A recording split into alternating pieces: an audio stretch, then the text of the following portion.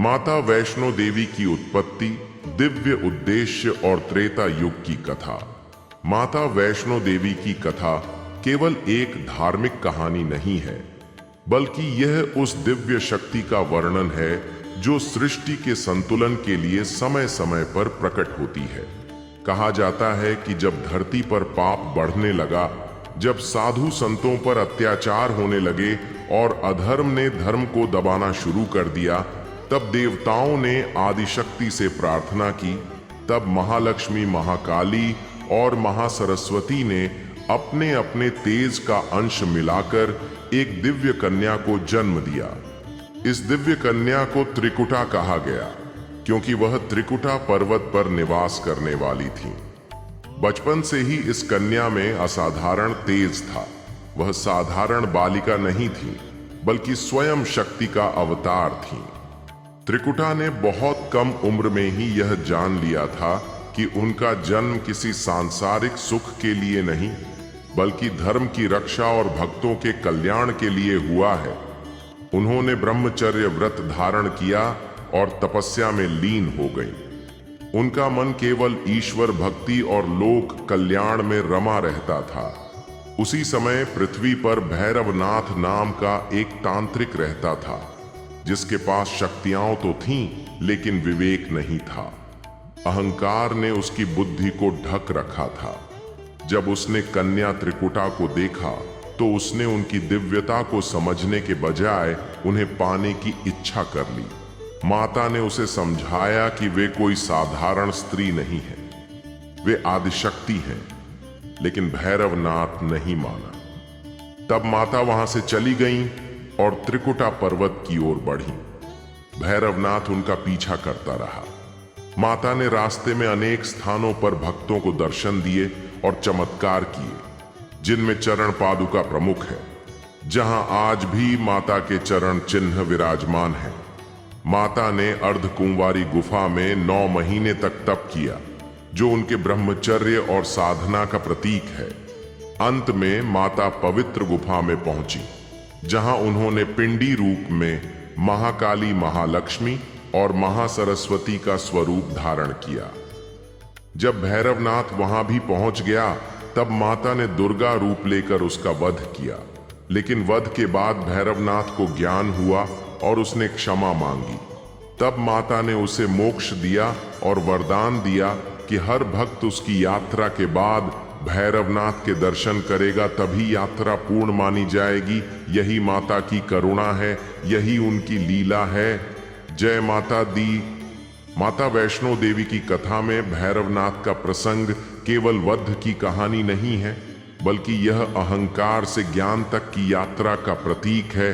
जब माता ने भैरवनाथ का वध किया, उस क्षण उसका सारा अहंकार नष्ट हो गया और उसे यह अनुभूति हुई कि जिनका वह पीछा कर रहा था, वे कोई साधारण कन्या नहीं, बल्कि स्वयं आदिशक्ति थी। उस क्षण भैरवनाथ माता के चरणों में गिर पड़ा और क्षमा याचना की। तब माता ने उसे दंड नहीं, बल्कि करुणा दी। और यही माता वैष्णो देवी की सबसे बड़ी विशेषता है कि वे अपराधी को भी सुधार देती हैं। माता ने भैरवनाथ को मोक्ष प्रदान किया और यह वरदान दिया कि जो भी भक्त सच्चे मन से उनके दर्शन करेगा, उसकी यात्रा तब तक पूर्ण नहीं मानी जाएगी जब तक वह भैरवनाथ के दर्शन नहीं कर लेता। यह दर्शाता है कि जीवन में पूर्णता तभी आती है जब अहंकार का अंत हो और पश्चाताप के साथ आत्मसमर्पण किया जाए। माता की पवित्र गुफा अपने आप में एक अद्भुत रहस्य है। यह गुफा लगभग 93 फीट लंबी है और इसके भीतर प्रवेश करते ही एक अलग ही ऊर्जा का अनुभव होता है। गुफा के अंदर विराजमान 3 पिंडियां महाकाली, महालक्ष्मी और महासरस्वती का प्रतीक है। महाकाली शक्ति और संहार का रूप है, जो नकारात्मकता को नष्ट करती है। महालक्ष्मी समृद्धि और संतुलन का रूप है और महासरस्वती ज्ञान और विवेक का प्रतीक है। इन तीनों शक्तियों का एक साथ दर्शन जीवन के हर पक्ष को संतुलित करता है।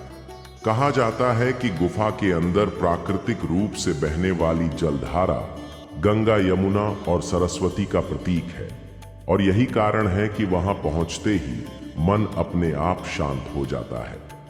माता वैष्णो देवी के दरबार को लेकर एक सबसे प्रचलित और सच्चा अनुभव है मां का बुलावा।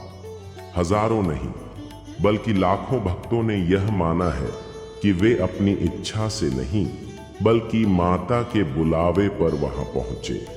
यह बुलावा किसी सपने के रूप में आता है, किसी मजबूरी के रूप में, किसी परिस्थिति के रूप में या किसी ऐसी पुकार के रूप में जिसे शब्दों में समझाया नहीं जा सकता। लेकिन जब माता बुलाती हैं तो रास्ते अपने आप बन जाते हैं, पैसों की व्यवस्था हो जाती है, समय मिल जाता है और कठिन से कठिन यात्रा भी सरल लगने लगती है। माता का दरबार उन लोगों को विशेष रूप से आकर्षित करता है जो जीवन में टूट चुके होते हैं, जो निराशा में होते हैं, क्योंकि माता केवल इच्छाएं पूरी नहीं करती, वे इंसान को भीतर से मजबूत बनाती हैं। जो भक्त खाली मन से जाता है वह भरकर लौटता है और जो बोझ लेकर जाता है वह हल्का होकर लौटता है। यही कारण है कि माता वैष्णो देवी की यात्रा केवल पैरों से नहीं बल्कि मन और आत्मा से की जाती है। जय माता दी। माता वैष्णो देवी के दरबार तक पहुंचने की इच्छा हर किसी के मन में होती है, लेकिन वास्तव में वहां वही पहुंच पाता है जिसे माता स्वयं बुलाती हैं। लोग माता के दरबार में केवल मन्नत मांगने नहीं जाते बल्कि अपने जीवन के बोझ को उतारने जाते हैं। कोई संतान की कामना लेकर जाता है, कोई रोग से मुक्ति चाहता है, कोई टूटे हुए रिश्तों को जोड़ने की आशा लेकर जाता है, तो कोई अपने जीवन की दिशा खोजने जाता है। माता वैष्णो देवी का दरबार उन लोगों के लिए आश्रय है जो संसार से हार चुके होते हैं। कहा जाता है कि जब इंसान के सारे रास्ते बंद हो जाते हैं तब माता का दरवाजा खुलता है। माता अपने भक्तों से कुछ नहीं मांगती, न धन, न दिखावा, न अहंकार। वे केवल सच्चा भाव और समर्पण चाहती हैं। सच्ची भक्ति वही है जिसमें व्यक्ति यह मान ले कि सब कुछ माता की इच्छा से होता है। जब भक्त यह स्वीकार कर लेता है तब उसके जीवन की सबसे बड़ी लड़ाई समाप्त हो जाती है। माता वैष्णो देवी उन भक्तों को शीघ्र बुलाती हैं जिनके मन में कपट नहीं होता, जो किसी का बुरा नहीं चाहते, जो दुख में भी माता को नहीं भूलते और सुख में भी अहंकार नहीं करते। माता का दरबार न्याय का नहीं, करुणा का स्थान है। यहाँ हिसाब नहीं बल्कि कृपा मिलती है। माता वैष्णो देवी के दर्शन से मनोकामनाएं अवश्य पूरी होती हैं, लेकिन कई बार माता वही देती हैं जो भक्त के लिए सबसे अच्छा होता है ना, कि वही जो वह मांग रहा होता है, क्योंकि माता माँ है और माँ हमेशा संतान के हित में निर्णय लेती हैं। माता के दरबार से लौटने के बाद बहुत से भक्तों का अनुभव होता है कि परिस्थितियां बदल गई हैं, समस्याएं वही रहती हैं, लेकिन उनसे लड़ने की शक्ति मिल जाती है। यही माता का सबसे बड़ा वरदान है। माता वैष्णो देवी की यात्रा एक तपस्या है। यह शरीर की नहीं, मन की परीक्षा है। जो व्यक्ति इस यात्रा को केवल पर्यटन समझता है वह उस अनुभूति से वंचित रह जाता है, और जो इसे साधना समझकर करता है उसे हर कदम पर माता की उपस्थिति का अनुभव होता है। माता का नाम लेते हुए जब भक्त पहाड़ चढ़ता है तो थकान अपने आप दूर हो जाती है और हर जयकारे के साथ मन हल्का होता चला जाता है। माता वैष्णो देवी यह सिखाती हैं कि शक्ति बाहर नहीं भीतर होती है, और जब भीतर की शक्ति जाग जाती है तब कोई भी बाधा बड़ी नहीं लगती। यही कारण है कि माता के दरबार से लौटकर व्यक्ति पहले जैसा नहीं रहता। वह अधिक शांत, अधिक धैर्यवान और अधिक विश्वास से भरा हुआ हो जाता है। जय माता दी। माता वैष्णो देवी की यात्रा का समय केवल कैलेंडर की तारीखों से नहीं बल्कि भक्त की मानसिक और आध्यात्मिक स्थिति से भी जुड़ा होता है। फिर भी शास्त्रों और अनुभवों के आधार पर कुछ समय ऐसे माने गए हैं जब माता के दरबार की ऊर्जा विशेष रूप से प्रबल होती है। नवरात्रि का समय माता वैष्णो देवी के दर्शन के लिए सबसे पवित्र और शक्तिशाली माना जाता है, क्योंकि इन 9 दिनों में स्वयं आदिशक्ति जागृत अवस्था में मानी जाती हैं। चैत्र और शारदीय नवरात्रि में लाखों भक्त कठिनाइयों के बावजूद दर्शन के लिए पहुंचते हैं और ऐसा माना जाता है कि इस समय मां से जो भी सच्चे मन से मांगा जाए वह अवश्य पूर्ण होता है।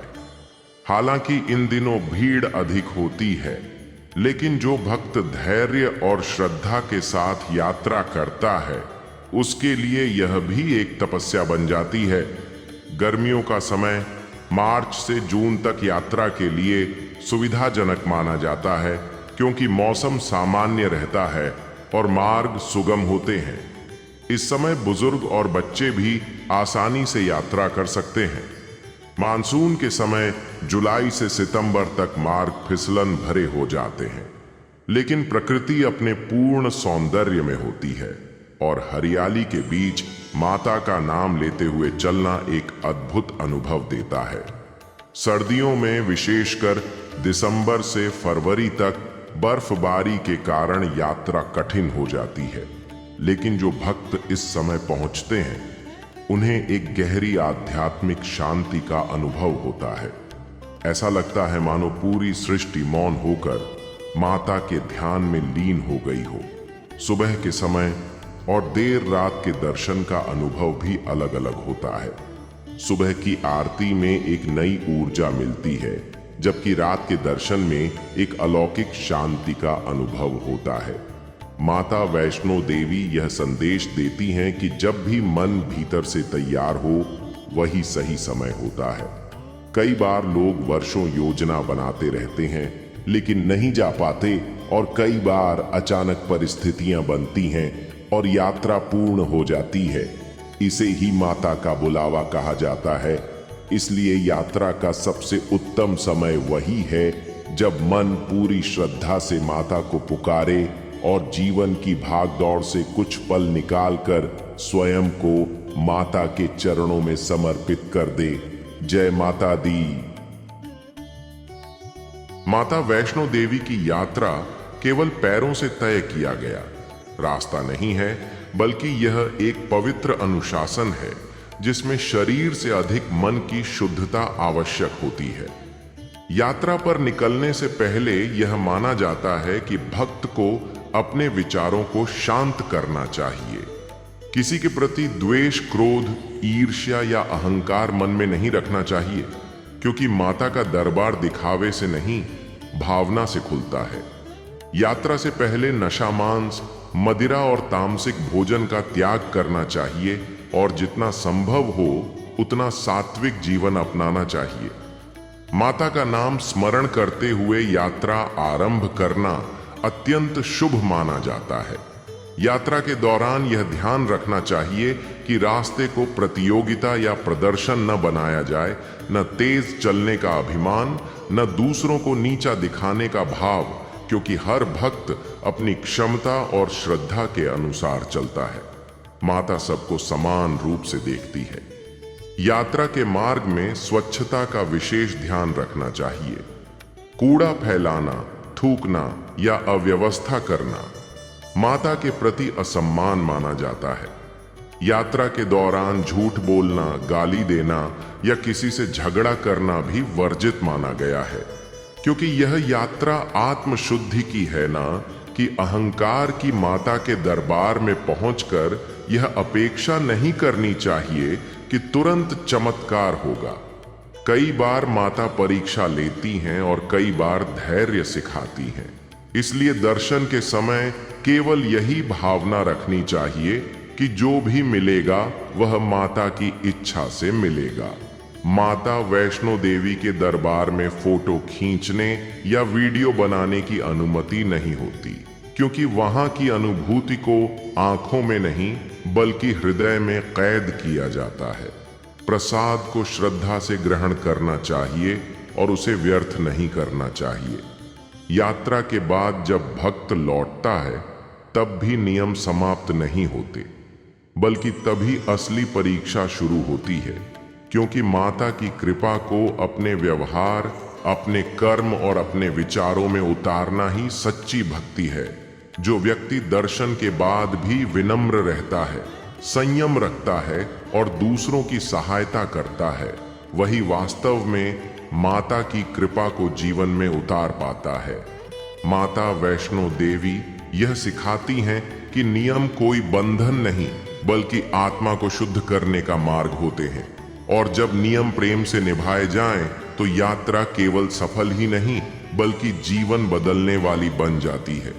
जय माता दी।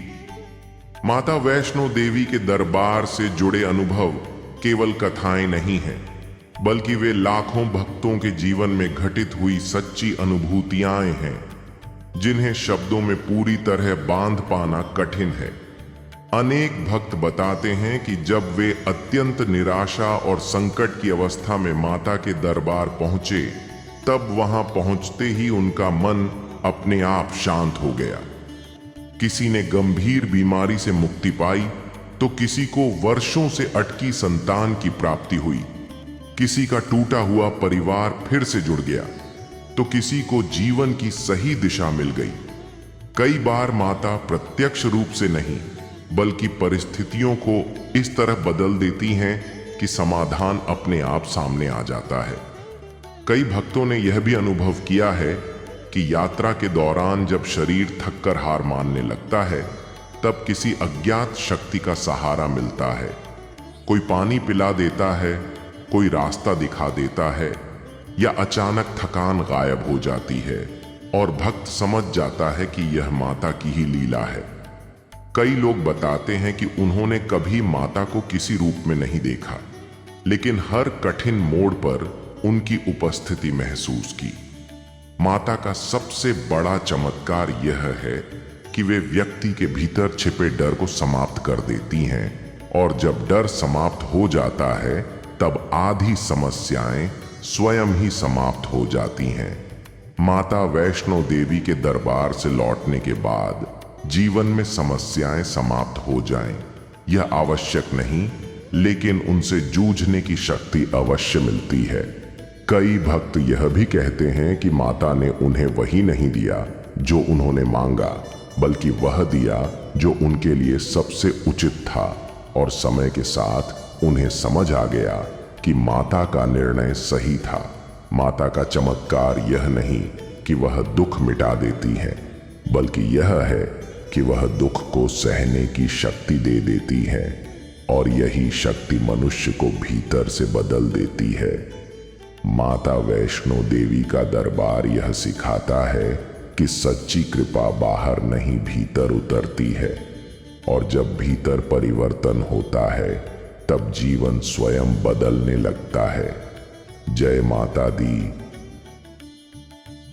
माता वैष्णो देवी की यात्रा का सबसे गहरा पक्ष उसका आध्यात्मिक रहस्य है, जिसे समझने पर यह यात्रा केवल मंदिर दर्शन नहीं, बल्कि आत्मा की यात्रा बन जाती है। पवित्र गुफा में स्थित 3 पिंडियां केवल देवी स्वरूप नहीं, बल्कि मानव जीवन की 3 अवस्थाओं और शक्तियों का प्रतीक है। महाकाली उस शक्ति का रूप है जो हमारे भीतर के अंधकार, डर, अहंकार और नकारात्मकता को नष्ट करती है। महालक्ष्मी संतुलन, करुणा और कर्म का प्रतीक है, जो जीवन को स्थिरता और समृद्धि प्रदान करती है। और महासरस्वती ज्ञान, विवेक और आत्मबोध का स्वरूप है, जो मनुष्य को सत्य का मार्ग दिखाती है। जब भक्त इन तीनों का एक साथ दर्शन करता है, तो यह दर्शाता है कि जीवन में शक्ति, संतुलन और ज्ञान तीनों का एक साथ होना आवश्यक है। माता वैष्णो देवी की गुफा को गर्भगृह कहा जाता है, क्योंकि यह आत्मा के पुनर्जन्म का प्रतीक है। जैसे शिशु अंधकार से प्रकाश की ओर आता है, वैसे ही भक्त अज्ञान से ज्ञान की ओर बढ़ता है। गुफा के भीतर का संकुचित मार्ग यह सिखाता है कि आत्मज्ञान का रास्ता संकीर्ण और कठिन होता है, लेकिन जो धैर्य और श्रद्धा से आगे बढ़ता है, वही प्रकाश तक पहुंचता है। माता का संदेश स्पष्ट है कि बाहर की दुनिया बदलने से पहले भीतर की दुनिया को बदलना आवश्यक है। माता वैष्णो देवी यह भी सिखाती हैं कि शक्ति का अर्थ दूसरों को दबाना नहीं, बल्कि स्वयं पर विजय पाना है। भैरवनाथ का वध इसी आंतरिक अहंकार के अंत का प्रतीक है। जब अहंकार समाप्त होता है, तभी मोक्ष संभव होता है। माता का दरबार हमें यह सिखाता है कि जीवन में भक्ति और कर्म दोनों आवश्यक हैं। केवल मांगना भक्ति नहीं और केवल कर्म करना भी पूर्ण नहीं। जब दोनों का संतुलन होता है, तभी जीवन में शांति आती है। माता वैष्णो देवी के चरणों में झुकना स्वयं को छोटा करना नहीं, बल्कि अपने भीतर छिपी दिव्यता को पहचानना है। और यही इस यात्रा का सबसे बड़ा आध्यात्मिक फल है। जय माता दी। माता वैष्णो देवी की यात्रा का वास्तविक अर्थ तब समझ में आता है जब भक्त दर्शन के बाद अपने जीवन में लौटता है, क्योंकि मंदिर के द्वार से बाहर निकलते ही असली साधना शुरू होती है। बहुत से लोग यह सोचते हैं कि यात्रा के बाद समस्याएं समाप्त हो जाएंगी, लेकिन माता का मार्ग इससे कहीं अधिक गहरा है। माता जीवन से समस्याएं नहीं हटाती, बल्कि व्यक्ति को इतना सक्षम बना देती हैं कि समस्याएं छोटी लगने लगती हैं। जो भक्त पहले क्रोध से भर जाता था, वह शांत हो जाता है। जो निराश रहता था, उसमें आशा जाग जाती है। और जो भयभीत रहता था, उसमें साहस आ जाता है। यही माता की सबसे बड़ी कृपा है। माता से जुड़ने के लिए केवल वर्ष में एक बार यात्रा करना ही पर्याप्त नहीं, बल्कि रोजमर्रा के जीवन में भी माता को स्मरण करना आवश्यक है। सुबह उठते ही माता का नाम लेना, अपने कर्मों को ईमानदारी से करना, दूसरों के प्रति करुणा रखना और अहंकार से दूर रहना, यही माता की सच्ची पूजा है। माता वैष्णो देवी का संदेश बहुत सरल है कि शक्ति बाहरी नहीं, बल्कि आंतरिक होती है। और जब मनुष्य अपने भीतर की शक्ति को पहचान लेता है, तब कोई भी परिस्थिति उसे तोड़ नहीं सकती। माता का दरबार हमें यह सिखाता है कि जीवन में झुकना कमजोरी नहीं, बल्कि सबसे बड़ी ताकत है। और जो झुकना सीख जाता है, वही उठना भी सीख जाता है। अंत में यही कहा जा सकता है कि माता वैष्णो देवी केवल एक स्थान नहीं, बल्कि एक अनुभूति है, जो हर उस हृदय में प्रकट होती है जहां सच्ची श्रद्धा होती है। जो व्यक्ति माता के चरणों में विश्वास रखता है, वह कभी अकेला नहीं होता, क्योंकि हर कदम पर माता उसके साथ चलती है। और जब जीवन की यात्रा समाप्त होती है, तब वही माता उसे अपने आंचल में स्थान देती है। इसी विश्वास के साथ हर भक्त यही कहता है, जय माता दी। और यह जयकारा केवल शब्द नहीं, बल्कि जीवन की सबसे बड़ी शक्ति बन जाता है। जय माता दी, जय माता दी, जय माता दी।